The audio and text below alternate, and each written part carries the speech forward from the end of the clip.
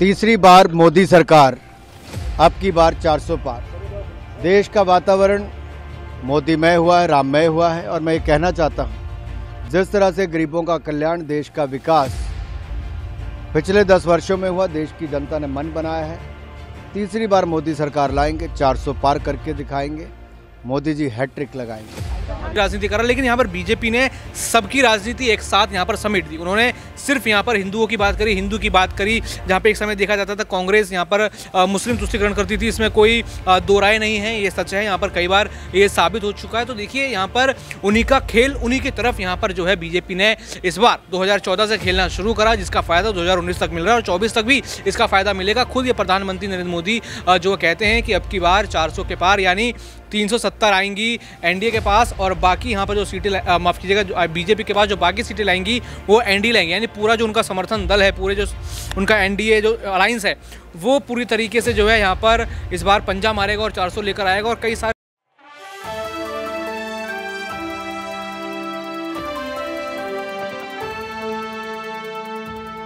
नमस्कार, आप देख रहे हैं next train news political bite. मैं हूं आपके साथ आकाश त्रिवेदी।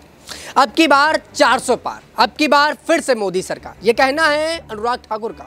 बता दें कि अनुराग ठाकुर ये बड़ा बयान दे रहे हैं कि आने वाले वक्त पर देश के अंदर एक बार फिर से मोदी सरकार आएगी। और इस बात को लेकर अनुराग ठाकुर काफ़ी ज़्यादा भड़कते नजर आए। इसके साथ ही विपक्षी पार्टियों को लेकर अनुराग ठाकुर ने बड़े बयान दे दिए। क्या कुछ कहा अनुराग ठाकुर ने, आप सुनिए जरा। तीसरी बार मोदी सरकार, अब की बार 400 पार।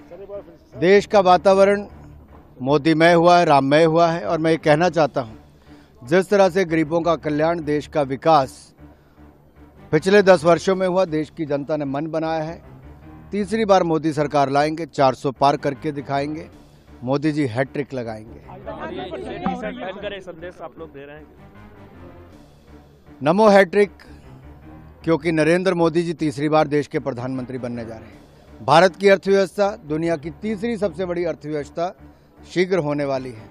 और ईमानदारी के साथ सरकार जो चलाई, उसका कल हमने श्वेत पत्र जारी करके भी दिखाया है कि कैसे भारतीय जनता पार्टी की सरकार ने 10 वर्षों में कांग्रेस के द्वारा जो खराब हालत में देश की अर्थव्यवस्था को छोड़कर गए थे, चरमराती लड़खड़ाती अर्थव्यवस्था छोड़कर गए थे, हमने ईमानदारी के साथ उसको दुनिया की 5वीं सबसे बड़ी अर्थव्यवस्था बनाया।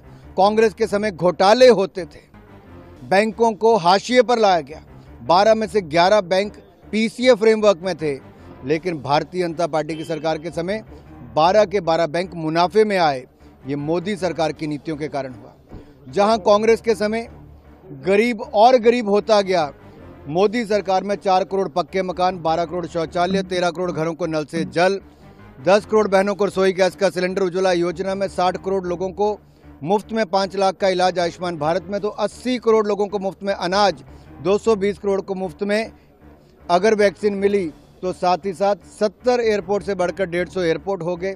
96,000 किलोमीटर नेशनल हाईवे से बढ़कर 1,46,000 किलोमीटर नेशनल हाईवे, 3,20,000 किलोमीटर ग्रामीण सड़कों से बढ़कर लगभग 3,75,000 किलोमीटर नई ग्रामीण सड़कें बनी। 7 एम्स से बढ़कर 23 एम्स हो गए। ऐसे ही 1100 यूनिवर्सिटीज़ हो गई।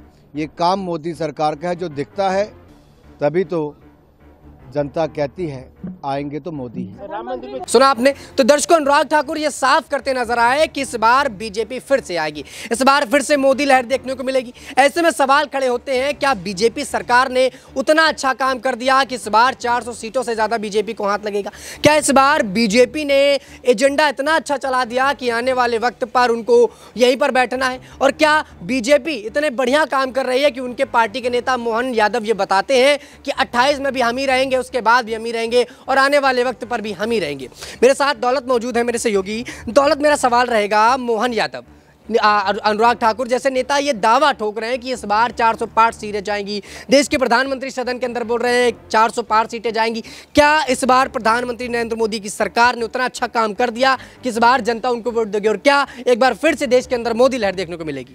देखिए, कई सारे निर्णायक फैसले ऐसे मोदी सरकार की तरफ रहे हैं जो कहीं ना कहीं उनका वोट प्रतिशत बढ़ाते हैं। यहाँ पर सबसे पहला जो मुद्दा है राम मंदिर का, 2024 से जो पहले उन्होंने यहाँ पर क्लियर कर दिया। ऐसे में जो हिंदू वोट बैंक है पूरी तरीके से उनकी तरफ आ गया। यहाँ पर जो कहा जाता जाता था कि कोई जाटवों की राजनीति कर रहा है, कोई यादवों की राजनीति कर रहा है, कोई यहाँ पर बिहार के लोगों की राजनीति कर रहा है, लेकिन यहाँ पर बीजेपी ने सबकी राजनीति एक साथ यहाँ पर समेट दी। उन्होंने सिर्फ यहाँ पर हिंदुओं की बात करी, हिंदू की बात करी, जहाँ पे एक समय देखा जाता था कांग्रेस यहाँ पर मुस्लिम तुष्टीकरण करती थी, इसमें कोई दो राय नहीं है, ये सच है, यहाँ पर कई बार ये साबित हो चुका है। तो देखिए यहाँ पर उन्हीं का खेल, उन्हीं की तरफ यहाँ पर जो है बीजेपी ने इस बार 2014 से खेलना शुरू करा, जिसका फायदा 2019 तक मिल रहा है और 24 तक भी इसका फायदा मिलेगा। खुद ये प्रधानमंत्री नरेंद्र मोदी जो कहते हैं कि अब की बार 400 के पार यानी 370 आएंगी एनडीए के पास, और बाकी यहाँ पर जो सीटें माफ़ कीजिएगा जो बीजेपी के पास जो बाकी सीटें लाएंगी वो एनडीए लाएंगे, यानी पूरा जो उनका समर्थन दल है, पूरे जो उनका एनडीए जो अलायंस है वो पूरी तरीके से जो है यहाँ पर इस बार पंजा मारेगा और 400 लेकर आएगा। और कई सारी निर्णायक चीज़ें जैसे आर्टिकल 370 है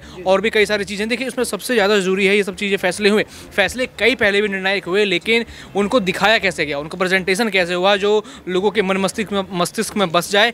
ये राजनीति कहीं ना कहीं अभी कांग्रेस को सीखनी होगी, या फिर जैसी राजनीति वो पहले क्या करते थे उतनी अग्रेसिवली कांग्रेस अभी शायद काम करती हुई नजर नहीं आ रही, जो सबसे बड़ा फायदा कहीं ना कहीं यहाँ पर बीजेपी को दे रहा है। वाकई में देखिए बीजेपी को कुछ ऐसे मुद्दे हैं जो फायदा दे रहे हैं, 370 राम मंदिर।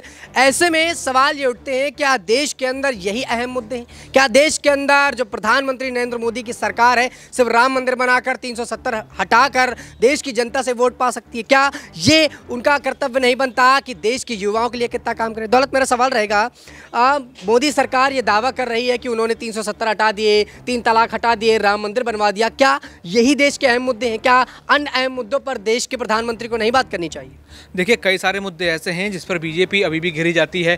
बेरोजगारी का हो गया, जातीय हिंसा यहाँ पर होगी, जाति छोड़ी यहाँ पर सामुदायिक हिंसा जो होती है उसकी बात हो गई, बेरोजगारी पर सवाल करते हैं, महंगाई पर सवाल करते हैं, पेट्रोल के दाम आपने देखा होगा 2014 से कितनी तीव्रता से यहाँ पर बढ़े हैं। लेकिन देखा जाए कहीं ना कहीं इकोनॉमी भी यहाँ पर सुधरी है, कई लोग ये भी मानते हैं, यहाँ पर कई कांग्रेस के नेता कह चुके हैं, उसके बाद वो कहीं ना कहीं उनकी पार्टी के लिए बागी बन गए होंगे। देखिए हर जगह कहीं ना कहीं पॉजिटिविटी होती है, नेगेटिविटी होती है, हर जगह मुद्दे कभी कोई होते हैं जो पार्टी को फायदा पहुंचाते हैं, कोई मुद्दे ऐसे होते हैं जो पार्टी को यहाँ पर घटाते हैं। तो देखा जाए अभी तो यहाँ पर 2024 में शायद ही बीजेपी की राजनीति को यहाँ पर मात दे पाए, क्योंकि बीजेपी राजनीति या फिर देख लीजिए प्रमोशन कुछ इस तरीके से करती है कि यहाँ पर कांग्रेस के पास कोई और चीज़ नहीं होती, कांग्रेस के पास कुछ और निर्णय यहाँ पर नहीं बचा होता, यहाँ पर कहीं ना कहीं वो यात्राओं में फंसे रह जाते हैं, बाकी चीज़ों में फंसे रहते हैं। और यहाँ पर देखा जाए तो यही जो कई सारे मुद्दे हैं, बेरोजगारी के, महंगाई के, इन मुद्दों को लेकर लगातार घेरा जाता है। किसानों का मुद्दा है, पहलवानों का मुद्दा बीच में हुआ था, उस समय भी उस अंतर्गत भी हमने देखा उपचुनाव हुए और उसमें कितना बड़ा नुकसान यहाँ पर बीजेपी को हुआ। लेकिन देखिए वो कहीं ना कहीं चीज़ों को टैकल करना बीजेपी जानती है, यहाँ पर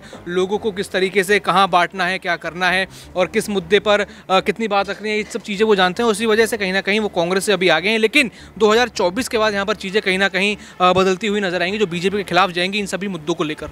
वाकई में देखिए 24 के बाद हो सकता है देश के प्रधानमंत्री नरेंद्र मोदी जो अपनी बातों को रख रहे हैं वो बदल भी जाएं। देखना यह भी होगा कि क्या देश के प्रधानमंत्री नरेंद्र मोदी, उनके पार्टी के नेता जो दावे ठोक रहे हैं 24 के चुनाव के लिए, वो सही होते हैं या नहीं, और जो 400 पार का नारा बीजेपी यहाँ पर लगाती नजर आ रही है वो सफल हो पाता है या फिर नहीं। फिलहाल के लिए इतना ही। देश दुनिया की तमाम खबरों से जुड़े रहने के लिए आप देखते रहिए नेक्स्ट 9 न्यूज़ पॉलिटिकल बाइट।